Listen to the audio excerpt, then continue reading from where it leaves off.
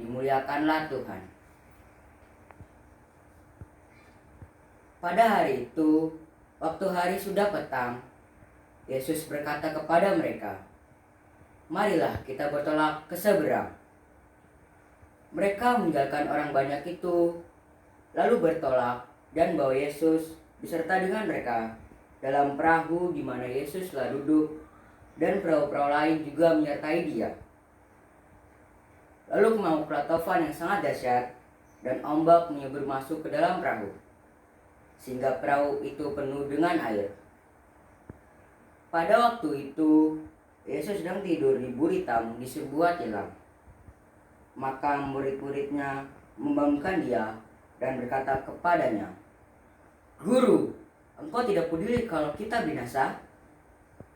Ia pun bangun, menghardik angin itu, dan berkata kepada danau itu, "Diam, tenanglah." Lalu angin itu reda, dan danau itu menjadi teduh sekali. Lalu ia berkata kepada mereka, "Mengapa kamu begitu takut? Mengapa kamu tidak percaya?" Mereka menjadi sangat takut dan berkata seorang kepada yang lain, "Siapa gerangan orang ini, sehingga angin dan danau pun taat kepadanya?" Demikianlah Injil Tuhan. Saudara-saudara yang terkasih dalam Tuhan kita Yesus Kristus, sebelum saya mulai khotbah ini, saya akan berikan satu pertanyaan pada Bapak Ibu sekalian. Apakah Bapak Ibu sekalian pernah membayangkan jika Bapak Ibu sekalian berada dalam perahu bersama Yesus dan para murid waktu itu di tengah badai? Pastinya dalam kondisi takut dan panik, kita tidak tahu harus berbuat apa. Sama halnya dengan perikop Injil kita hari ini. Kita pun melihat situasi kepanikan yang sama dalam diri semua para murid Yesus sewaktu perahu mereka dihantam oleh badai. Dalam kondisi takut, panik, dan tidak tenang, mereka datang kepada Yesus yang bersama-sama dengan mereka. Tetapi melihat Yesus yang tertidur pulas, mereka pun jadi geram dan berkata kepadanya, "Guru, engkau tidak peduli kalau kita binasa?" Tetapi apakah dengan kepanikan masalah bisa diselesaikan? Situasi bisa dikendalikan? Saudara-saudari yang terkasih dalam Tuhan kita Yesus Kristus, badai atau angin taufan dapat diartikan sebagai masalah yang menimpa kita dalam kehidupan sehari-hari. Masalah akan muncul saat kita akan memutuskan untuk melakukan perjalanan di tengah luasnya lautan kehidupan kita ini. Saudara-saudara yang terkasih dalam Tuhan kita Yesus Kristus, perikop Injil kita hari ini mau mengingatkan kepada kita bahwa saat ada masalah, sikap yang harus kita lakukan adalah tenang. Tenang bukan berarti lari dari kenyataan, melainkan menyiapkan diri sebaik mungkin untuk melewati badai itu. Kemudian, saat di tengah badai adalah saat terbaik kita untuk merasakan kuasa penyertaan Tuhan. Pada ayat 40 ini, Yesus berkata kepada para muridnya, "Mengapa kamu begitu takut? Mengapa kamu tidak percaya?"